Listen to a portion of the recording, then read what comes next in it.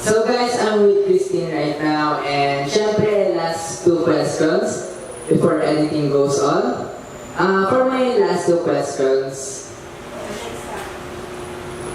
syempre tinuruan kayo ng Star Horizon to dance, acting, and socialize. So, tingin mo ba you're confident enough to perform in front of audiences? Yes naman po, nung bata po kasi ako, wala po, hindi po ako nahihiya. And ngayon po medyo nahihiya, pero I'm willing to go more training and more practice para naman po pag-umarap emotions. Mas may maipakita po na magaling po ako and napag-work hard din po. And syempre, may last question. Ano yung nafe-feel mo dahil isa ka sa mga official members ng Destiny?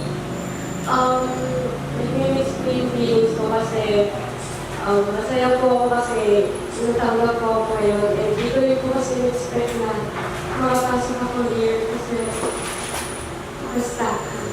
Kaya nagpuwas ako sa sarili ko kahit naman makapasok kasi ang dami magaling ko. So, kaunti na yung slots. Kinakabahan na ako, pagdalo na ako. And then, nung natawag yung pangalan ko, natuwa ako sa and then, also naiisip ko yung naka-training namin, mga gusto silang sobra. Thank you, Christine. Thank you, bro. Slowly, ikot.